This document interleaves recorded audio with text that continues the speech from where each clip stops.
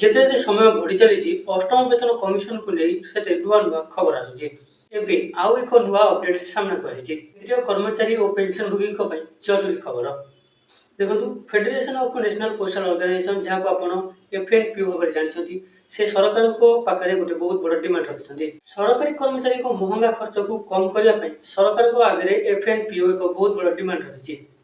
ତା ସହିତ ଜାଣିବା EPF ଉପରେ କ'ଣ ଲାଟେଷ୍ଟ ଅପଡେଟ୍ ଅଛି ଏବଂ UPS ପେନ୍ସନ୍ ପାଇଁ ମଧ୍ୟ ବହୁତ ବଡ଼ ଅପଡେଟ୍ ଅଛି। ଭିଡ଼ିଓଟା ପୁରା ଏଣ୍ଡ ପର୍ଯ୍ୟନ୍ତ ଦେଖନ୍ତୁ। ସବୁବେଳେ ଗଭର୍ଣ୍ଣମେଣ୍ଟ ସ୍କିମ୍, ପେନ୍ସନ୍, ସାଲାରୀ ଏବଂ ବ୍ୟାଙ୍କ ରିଲେଟେଡ୍ ଅପଡେଟ୍ ପାଇବା ପାଇଁ ଆମର ଚ୍ୟାନେଲକୁ ସବସ୍କ୍ରାଇବ୍ କରନ୍ତୁ। ଆମ channel value story, valuable information ଆପଣମାନଙ୍କ ପାଖରେ ପହଞ୍ଚାଇଥାଏ, ଯାହାକି ଆପଣମାନଙ୍କ ପାଇଁ ବହୁତ ଗୁରୁତ୍ୱପୂର୍ଣ୍ଣ ହୋଇପାରେ। ପ୍ରଥମେ ଜାଣିବା FNPOର ଡିମାଣ୍ଡ କ'ଣ। କ'ଣ ମିଳିବ ଲାଭ କେନ୍ଦ୍ରୀୟ କର୍ମଚାରୀ ଓ ପେନ୍ସନଭୋଗୀଙ୍କୁ। ଯେତେ ଯେତେ ସମୟ ବିତୁଛି, ଅଷ୍ଟମ ବେତନ କମିଶନ ଲାଗିବାର ଦିନ ପାଖେଇ ଆସୁଛି, ସେତେ ସେତେ ନୂଆ ନୂଆ ଡିମାଣ୍ଡ ମଧ୍ୟ ସରକାରଙ୍କ ପାଖରେ ରଖାଯାଉଛି।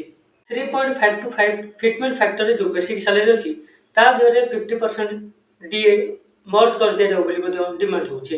ଇଏ ଆଜିର କଥା ନୁହେଁ, କୁହାଯାଉଛି ଯେ ଯେତେବେଳେ 7th ପେ କମିଶନ ବା ପଛ କମିଶନ ଯେତେବେଳେ ଲାଗିଥିଲା, ସେତେବେଳେ ମଧ୍ୟ ଏହି ଡିମାଣ୍ଡ ରଖାଯାଇଥିଲା ଏବଂ ବେସିକ୍ ସାଲାରୀ ସହିତ 50% DA ମଧ୍ୟ ମର୍ଜ କରିଦିଆଯାଇଥିଲା। କିନ୍ତୁ କିଛି ସମୟ ପରେ ଏହାକୁ ମଧ୍ୟ ଡିସକଣ୍ଟିନ୍ୟୁ କରିଦିଆଯାଇଥିଲା। ଏବେ କୁହାଯାଉଛି ଯେ ପୁଣି ତାକୁ ଆଉଥରେ ଆଡ୍ କରିଦିଆଯାଉ। ଏଥିରେ ପେନ୍ସନଭୋଗୀ ଏବଂ କର୍ମଚାରୀଙ୍କୁ ଅନେକ ଗୁଡ଼ିଏ ଫାଇଦା ମଧ୍ୟ ମିଳିବ। FNPO ଏହି ଡିମାଣ୍ଡକୁ ଅଷ୍ଟମ ବେତନ କମିଶନର ଚେୟାରପର୍ସନ ଜଷ୍ଟିସ୍ ରଞ୍ଜନ ଦେଶାଇଙ୍କୁ ଡାଇରେକ୍ଟ ଚିଠି ମାଧ୍ୟମରେ ଲିଖିତ ଚିଠି ମାଧ୍ୟମରେ ଜଣାଇଛନ୍ତି। ତାମାନେ ଯେଉଁ କର୍ମଚାରୀଙ୍କ ସଂଗଠନ ଯେଉଁଠି ଚର୍ଚ୍ଚାର ସମୟ ଚାଲିଛି, ଯେଉଁଠି କମନ ମେମୋରାଣ୍ଡମ ତିଆରି ଚାଲିଛି, ଗତ 25 ତାରିଖରେ ମଧ୍ୟ ସେ ମିଟିଂ ବସିଥିଲା। କିନ୍ତୁ ମିଟିଂରେ କିଛି ନ କହି ଡାଇରେକ୍ଟ ଆମର ଚେୟାରପର୍ସନକୁ ଚିଠି ଲିଖିତ ଭାବରେ ଜଣାଇବା ଏକ ଗୁରୁତ୍ୱପୂର୍ଣ୍ଣ ବିଷୟ ପାଲଟିଛି। 50% DA ମର୍ଜ ହେବ କି? କିନ୍ତୁ ଆଉ ଗୋଟିଏ କଥା, ଯଦି ସତରେ ଏହି 50% DA ମର୍ଜ କରିଦିଆଯାଏ ବା ଆଡ୍ କରିଦିଆଯାଏ, ତେବେ ବେସିକ୍ ସାଲାରୀ ନିଶ୍ଚୟ ବଢ଼ିବ। କିନ୍ତୁ ଏହି ସବୁ କଥାକୁ ନେଇକି ଆଗକୁ ମଧ୍ୟ ମିଟିଂ ଅଛି।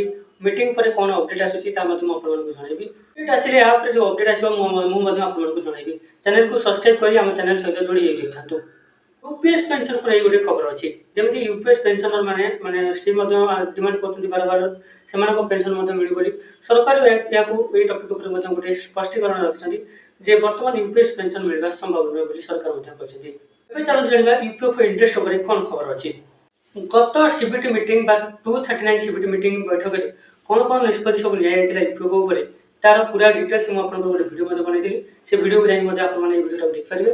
এই ଭିଡ଼ିଓରେ ମୁଁ ପୁରା ଡିଟେଲ୍ସରେ ପୁରା ସବୁ କଥା କହିଛି। ଆପଣମାନେ ସେ ଭିଡ଼ିଓକୁ ମଧ୍ୟ ଦେଖନ୍ତୁ ଏବଂ ଜାଣନ୍ତୁ କ'ଣ ନୂଆ ନିଷ୍ପତ୍ତି ନିଆଯାଇଛି।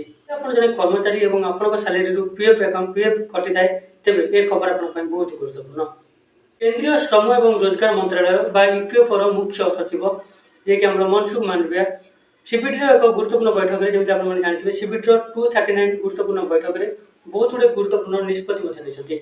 ସେଥିମଧ୍ୟରୁ ଗୋଟିଏ ହେଉଛି UPF ଇଣ୍ଟରେଷ୍ଟ। ଯେମିତିକି ଆପଣମାନେ ଜାଣିଛନ୍ତି 2024-25, 23-24, 24-25 ଏବଂ UPF ଇଣ୍ଟରେଷ୍ଟ ଉପରେ ମଧ୍ୟ ଯାହା ବି ପ୍ରିଭିୟସ୍ ଇୟର ଥିଲା ସେଟା ଅନଚେଞ୍ଜ ଅଛି।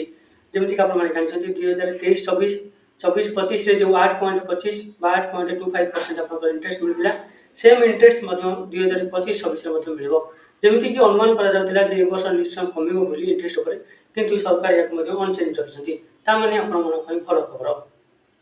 ଭିଡ଼ିଓଟି ଆପଣଙ୍କୁ କେମିତି ଲାଗିଲା? ଯଦି ଆପଣଙ୍କର ପେନ୍ସନ୍ କିମ୍ବା 8th ପେ କମିଶନ ଉପରେ କିଛି କମ୍ପ୍ଲେନ୍ ଥାଏ ବା କିଛି ପଚାରିବାର ଥାଏ, ନିଶ୍ଚୟ କମେଣ୍ଟ ବକ୍ସରେ କମେଣ୍ଟ କରି ଜଣାନ୍ତୁ। ମୁଁ ଆପଣଙ୍କର ଆନ୍ସର ନିଶ୍ଚୟ ଦେବି। ଯଦି ଭିଡ଼ିଓଟି ଆପଣମାନଙ୍କୁ ଭଲ ଲାଗୁଥାଏ, ସବୁବେଳେ ରେଗୁଲାର ଏହି ଟାଇପ୍ର ଅପଡେଟ୍ ପାଇବା ପାଇଁ ଆମ ଚ୍ୟାନେଲକୁ ସବସ୍କ୍ରାଇବ୍ କରନ୍ତୁ। ପୁଣି ଦେଖା ହେବ ଆଉ ଗୋଟେ ଭଲ ଅପଡେଟ୍ ସହିତ।